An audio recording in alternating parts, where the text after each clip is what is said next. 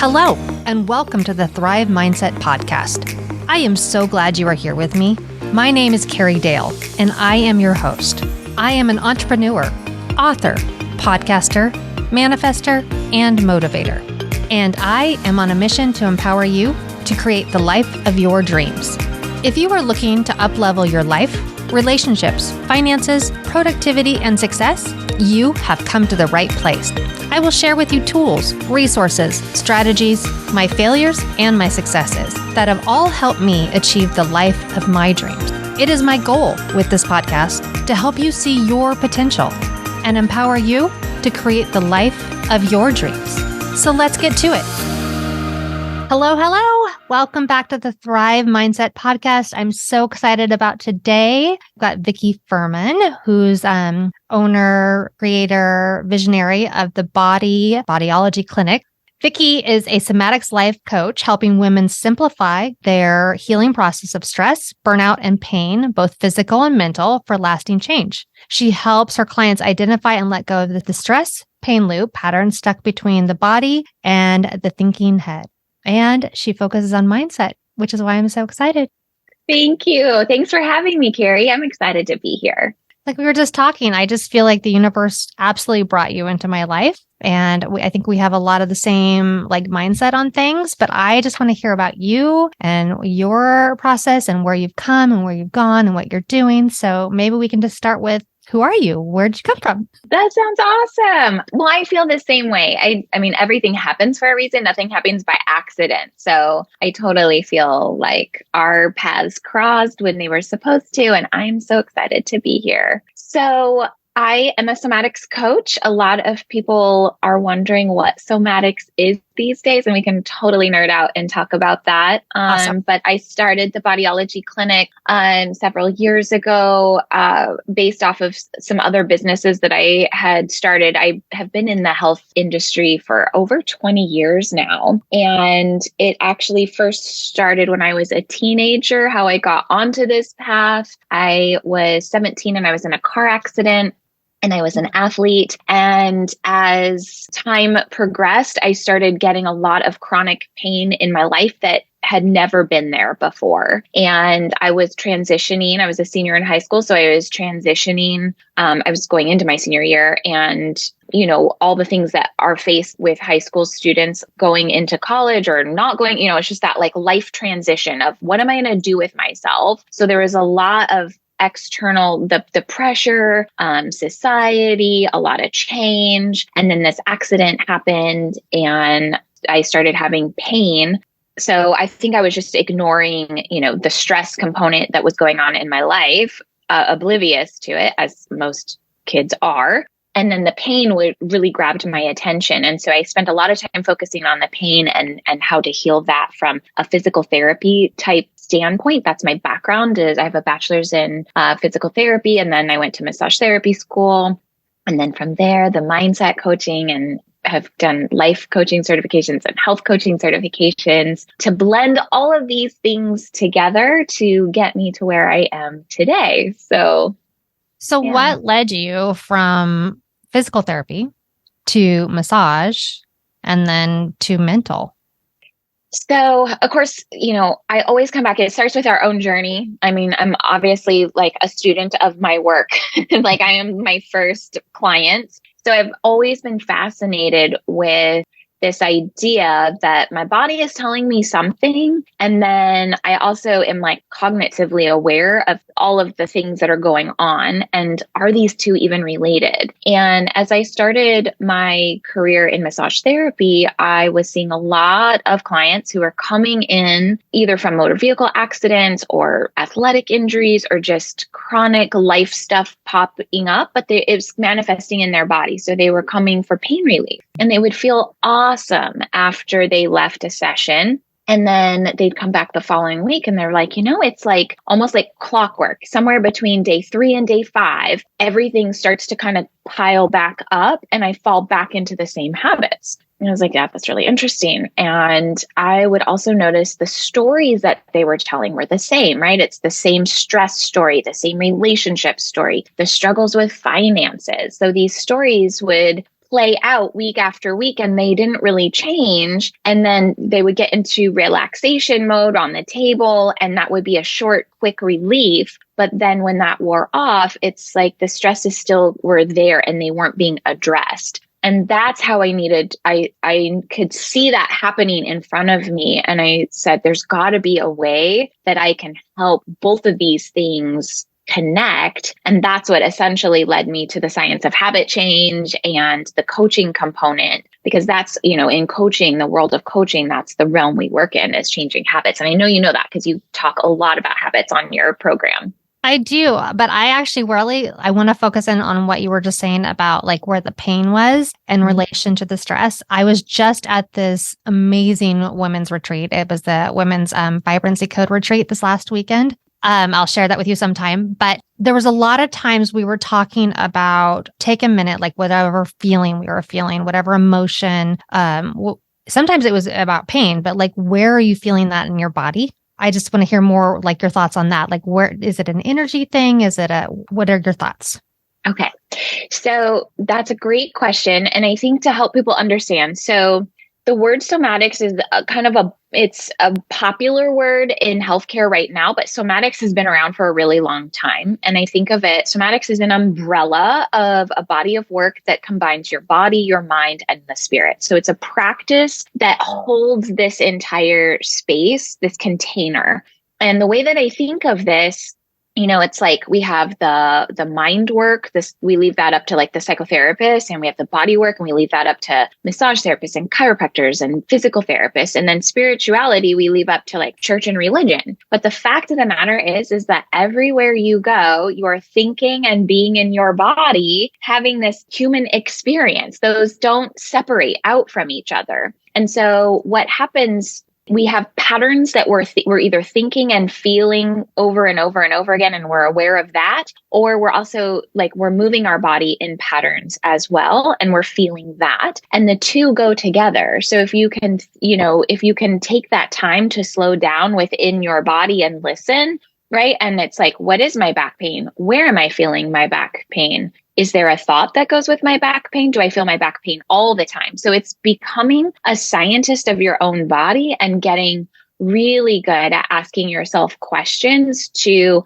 open your clarity, open your awareness so that you can have more self-regulation and see things before they get to the point of complete meltdown and breakdown. Mm-hmm. Do you think that you feel different emotions, different feelings, different stress triggers in different parts of your body? 100%. Yeah. And it's hard because I get a question, a lot like, where do you feel anxiety? And if you polled 20 different people, they're often going to come up with something different. It manifests for people in different ways. And that's why I think it's important. This is what I love about finding somatics practitioners who are doing this work, because it allows for you to explore what that feels like in your body versus having someone say anxiety feels like crushing in my chest. And then you start looking for crushing in my chest and you start saying, well, maybe it's not anxiety I'm feeling, or maybe it's not sadness I'm feeling or depression. Maybe it's the anxiety, right? And so you start comparing yourself to what other people are experiencing versus what your own body is experiencing, that inner authority of your own experience, and allowing yourself to have that be okay, trusting what your body signals are telling you and sharing with you. Yeah, I love that. We dealt a lot with that and the different feelings, and we all felt, there was 20 women and we all felt very different, like different responses to different things. And, like for me, it was things in my stomach and my throat, and they were about, not being enough. So not like, that's my comfort, right? In your stomach and then your throat, not having your voice, those kind of things. And I love being able to identify that. And I love that you're doing this work. I love it. Yeah, I'm so excited. Thank you. Thank you. Yeah. What do you focus on first? Like when somebody comes to you, do you focus on the pain first, or on what is your process there? Yeah. I feel fortunate to have had the life experience at this point in my career. I've put so much time into education and gathering knowledge, and then just being in observation of hundreds of clients, thousands of clients. And it can manifest for people differently. So some people are very body aware. They're very hypersensitive around what they're feeling and experiencing in their body sensations. And then other people are super in their thoughts and they're thinking their way through their problems. And so they will be very articulate, very, what's the right word I'm looking here for? They're really overthinking, overanalyzing what's going on, trying to kind of gather that information. So in my process, I generally start, I have 5 steps to my process. And no matter where you are, whether you're a thinker or a feeler in your body, the process is still the same. We just tackle it from 2 different places. So if someone is a thinker, I'm going to start with the mindset component and, gather up what I put people into, like the thought model, and that is not nothing that I have created. That's already been out there. The thought model is, but it helps people understand what they're thinking and what they're feeling and how that patterns into the results that they're creating, and allows the brain to kind of slow down a little bit so that they can actually feel in their body. Because what ends up happening, if you're too much in your head, you're totally disconnected from your body. Mm-hmm. And so to help people kind of drop into and start feeling the sensations in their body is very, very important to the healing work. It helps slow down and become more thoughtful with your movement. And what am I actually experiencing in my body helps move that process forward. And then the other side of that is people who are just so aware of the sensations and calming those down that we will just start with them in the body and connecting them even deeper to slowing the process down with their breath work. And then also helping them stair step out of that hyper focus around the body into what are the thoughts and the emotional feelings that you might be experiencing while this is happening. Some people are the pain is coming on and they're very afraid of what is the experience of where that pain is going to take them. And so they're just so uncomfortable in their body. And if we can kind of address the thoughts that they're maybe stuffing down and not completely aware of, then that kind of helps name what they're already afraid of. And then we can start loosening the threads and giving them more spaciousness to be able to explore the sensations and the meanings that is in their body without it feeling unsafe.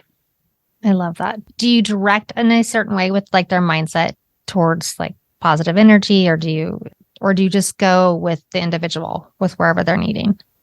I always like to meet people right where they're at, whether it's from the body standpoint or the mindset standpoint. And so allowing people the spaciousness to be where they are and be okay with that, and just acknowledge this is just the starting place. You don't have to go from A to Z in one big long leap.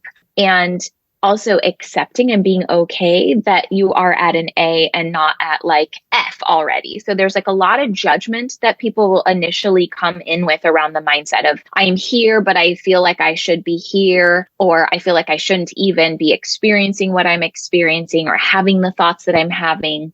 And so the mindset piece, I think, is really important to address right off the bat with people, because the self-judgment that comes around where people think that they are versus where they should be gets in the way of the healing process. And so if we can allow the spaciousness for it to be okay from that starting place, then as we start to stair step our way through, so my process is 5 steps. So that first step is all about clarity and awareness, how much, clarity and awareness can we possibly generate? And then is there anything in this mindset component, or is there anything that you're sharing that's maybe not serving you anymore? And that's step 2, is where they're releasing those things that aren't serving them. So we get to acknowledge them, give them voice, give them space. And then if it feels like you're ready to let go of some of those things, you can easily let that go. Sometimes it's not. Sometimes people are like, you know what, I'm holding on to that. And I do not push that. If that's what you feel like you need to hold on to for right now, that's also okay. Let's just give it a voice so that it's there. It's being heard. It doesn't mean that it can't be addressed down the line, but for now, it's here, and we're just going to kind of set it in a little box over there and just let it kind of be there. But once you kind of clear out a lot of that stuff in step number 2, then it's easier to envision that future that you want, and also feel into being able to step into that version of yourself right? So you got to kind of have some awareness and clear out the clutter. It's like, you know what it's like Yeah. people buying new homes and moving into new spaces, right? Yeah. And so, envisioning, once you kind of get 80% of that stuff kind of cleared out, it becomes a little bit easier to feel and sense into that new version of yourself that you're wanting. And then step 4 is then you can actually take action. So a lot of people like to just jump in and take action right away and start making a bunch of changes. And if you do that first versus having that clarity and that releasing and envisioning, you end up creating a lot more work for yourself, and you're just doing to stay busy, and it doesn't have a lot of intention around it. And so we get much higher quality action steps in people. It's very intentional that what they're doing is actually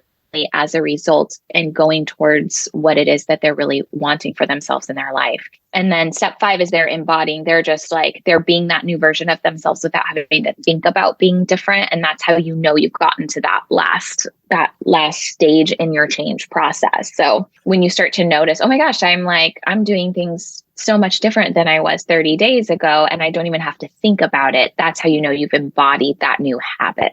Oh, that's awesome. And I love how you're working, like manifesting into that and where you're headed and embracing that and grabbing a hold. I just love it. I was thinking about how, specifically with our mutual client, how she, like the science blending with this was super important to her. Yeah. And I'm curious what your thoughts are, because a lot of people think that the stuff's a little woo-woo, a little out there. And I mean, I embrace it, you embrace it, but it's not for everybody, right? But I loved how her science mind, it was so important to have the blend. Mm-hmm. Yeah, totally. So I was just wondering, do you have any thoughts on like how the two come together, because they are, I mean, I love science. I mean, that's, my background is in science, and I have just found so many of the things that I have uncovered organically didn't always have just an explanation for them at the time. When I started in this field 20 years ago, the things that we know now, we didn't have a way to explain and to teach from a platform. And now science is catching up. So life coaching can be really woo to people because it's not necessarily a concrete, living your life is like, it's very fluid, and there's no one cookie cutter way of doing it right. But where these two things meet for me and my practice, the science of habit change is probably one of the most profound things that we have been able to talk about and to help people conceptualize how this is actually working, like how your brain is actually taking in information consciously and unconsciously and subconsciously. So I talk a lot about that in my practice around just how your brain is working and how it's taking in information and how it's forming habits. And the reason that we do things over and over again, it's because it's efficient for our brain to do those things. I mean, it would be really terrible if we had to think about how to put our seatbelt on every time we got in the car, and how to put our car in reverse, and how to drive every single time we get in the car. That would be exhausting. So we learn habits for really efficient, beautiful reasons. From a healing standpoint, same thing. We are faced with things moving at us very rapidly. And so, when you have trauma or impact and you have to act quickly and swiftly for things, our brains are phenomenal at like not thinking, but just doing. And so when we're trying to repattern new habits, whether it's from a postural standpoint or whether it's from the just the mindset component, you have to access the conscious part of your brain to rewire your subconscious, your unconscious brain. It's like reprogramming. I think of it, we're so used to computers these days that it's just like putting in a new software program into your program to update the old version. And you have to do that on a conscious level. We run off of I think it's like 99% of our subconscious. Like that's where we're running at all the time, right? So from a mindset standpoint, like you're thinking up over like 90,000 thoughts every day, and you're aware of maybe 8,000 to 9,000 of those, which is like nothing. That's like very, very little, right? So the conscious part that we're aware of is the tip of the iceberg, but what's running our daily show is our subconscious and unconscious habits. People think of habits of, like just from a physical standpoint, but it's how we're also thinking and the habits of how we're feeling. Like we get used to feeling an amount of sadness. We get used to feeling an amount of happiness. We have like a capacity for these emotions, and they are also patterned, but those are also generated from our thoughts, which are on recycle all of the time. And so you have to bring this massive amount of consciousness when you're trying to change your life. The reason that most people are unsuccessful around it is because they don't have an actual process. They don't have an understanding of how their brain is working. In that regard, that's how I bring science. That's how I let people know, like, instead of, you don't have to feel bad, like just love your brain for how it's kept you alive, like have massive amounts of appreciation and compassion for yourself for getting you this far down the road. Like you've done amazing, like you're winning. And if you want to kind of bump up to that next level, the reason that you keep bumping up into that brick wall, it's explained from a science standpoint. Like your brain is holding you back because it doesn't know what's on the other side of that next step. Yeah, that's fantastic. So habits, right? You and I both focus on habits, clearly. If you were to choose 3 that you think everyone should do, what would they be? I love what you offer in the daily, I call it a daily alignment practice. I think you call it something reflection, similar. Maybe reflections. Yeah. Yeah. So, I have a daily alignment practice, and I think that is probably my number one habit that I personally do, but all of my clients, I get them on a daily alignment practice. So daily alignment to me is something where you are getting into rapport with your innermost knowing of yourself. Some people do that through some people do it through journaling. I do it through a combination of somatic movements and journaling. I love writing. I love just getting my thoughts out on paper and out of my head, giving them voice. You're speaking my language. Yes, I know. I love this about you so much. Yeah. So I think that is the biggest one. And then I think a movement practice, that to me, how are you feeling in your body and being mindful about it? Because I think people get into the habit of exercising or not exercising, but it's more just to they think of it as like a form of like burning their calories or getting cardio in. But when I think of movement practice, I think, how are you moving? Like when you go for a walk, how is your pelvis moving you? How is the core? How are you moving from the center of your body? And so having these 2 separate practices of, the alignment practice from the mental mindset standpoint, but then from the body standpoint, I think is just fantastic. And then I think my other one is getting enough sleep. Yes. All of us who are parents, right? Yeah. Well, it's so funny. I think so many people, they take for granted how much your body does need to rest. Yeah. Yeah. You need it mentally, physically, everything to do what you're going to do. Listening to your 3 choices of habits, I can see why physicians are drawn to you and combining that with like the science. So do you want to share more about like why you've gone? I mean, I think you work with lots of people, but I feel like you really do have a great connection with physicians. Yeah. I work with people who are just so high functioning. They've pushed their bodies, whether it's through, athletics in some form or professional, endeavors like medical school or just even other just high performing professionals.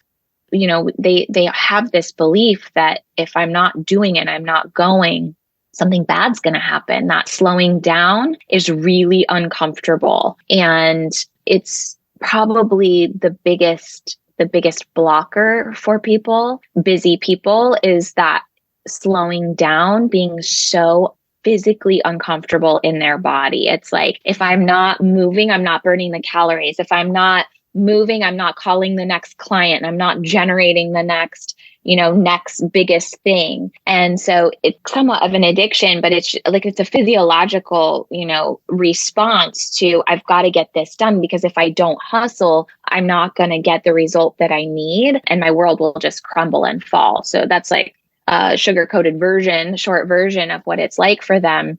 And that is exactly why this process works. My argument is, what if what if resting is a revenue generating activity for you? What if actually slowing down and getting the rest that you need actually creates more productivity and allows you to get your work done and allows you to get really clear and focused in so much less time? So not only do they get a lot more energy, but they also, their schedule often opens up because they start to reorganize their values and what's important. And we always think, well, there's nothing I can say no to. But when we start to get like down to those really nitty gritty details of what they're saying yes to, it's often becomes, even just 2 or 3 things that they can start saying no to that initially maybe felt scary to say no to because it's opening up, this amount of time, or you're disappointing all these people. But when you start really getting down into the nitty gritties of that, it just starts to open up new possibilities for time and energy. So that's fantastic. I love that because I think not just doctors, but I think anybody who's highly successful has that like urge to like not stop, to keep going, keep going, keep going. How much more can I do? How much more can I do? How much can I fill into your day? And you become a point where you're actually not that effective. Like absolutely, you could be doing so much better if you just took a minute and pause. So I love that idea. Intentionality. I love it. Yeah. And everything. Yeah. That's huge. You have several programs. Is there anything specific that you'd like to share about any of that, or? Yeah, you know what? I think actually starting in April for everyday normal people, I call them the normal people in my life that aren't physicians and medical professionals. I have a super fun back to basics class coming up where I talk about all the foundations to my process. All of my clients go through in one form or another, they go through this class. And I've opened it up. This is my second cohort that I'm starting in April, the 1st of April, called Back to Basics. Mm-hmm. I am in love with this course because it teaches my foundation, my process, from the mindset component, but then I take people through 6 essential exercises based off of Thomas Hanna's everyday exercises that I just think are essential, that everybody should incorporate on a daily basis just to get familiar with how your body is meant to move and how it actually is currently moving. So you can really start to identify some of the limitations that you're having so that you can also allow yourself more openness. So I combine these 2 pieces in my 6-week Back to Basics course, where we do about 30 to 40 minutes of the mindset component, and then we do the movement piece and open it up for questions. And I just have an absolute blast. So that's coming up in April, and people can find that on my website. And your website is? And my website is www.thebodyologyclinic.org. I'll put it in the notes, but thank you for sharing. Yeah, I love that. I love that. I hope that you get a big turnout for that. That sounds awesome. I'm excited. Yes. There's a few spots left. So yeah, if people are interested, they should definitely go grab them before they go away. So yeah, thank you. Appreciate it. Thank you. Is there anything you feel like we didn't cover that we should cover, that you feel like on your heart, or, you're just feeling? I encourage everybody. I mean, I love what you're hosting here in this Thrive podcast. And, the more that we can, as women, as entrepreneurs, as practitioners, can encourage people to explore the mindset and explore our limitations, and heal some of those past obstacles that are in our way, the more that we're building our capacity to help other people and to support other people. So I love what you're doing here. And I want everybody to be able to have access to the resources and to find the people that inspire them and connect with them. And to just live and know that your life, it's possible to live a bigger, more free life than what you have. So. And watch for the signs, right? And watch for the signs. Exactly. Like what brought us together. Totally. Yeah. Thank you so much. Yeah. I'm so glad you were here. You are lovely. I'm excited. I love your podcast. I love what you have going. Thank you. Thank you. You do a fabulous job. Your voice sounds so amazing and so soothing. And I think it's lovely. Thank you. Keep going, girl. Yeah. Thank you. Yeah. Okay. Yeah, you're welcome. Okay. I won't keep you. Thank you so much. Have a great day. Thanks. You too. Okay. Bye. Bye. For everyone listening today, it was such an amazing talk with Vikki. I hope that you got something out of it. I hope that she inspired you. Make sure if you were intrigued by her upcoming class in April that you check it out. She is a beautiful soul that I think is going to help so many people and already has helped so many people. And above all else, just remember, I believe in you and you can manifest the life of your dreams.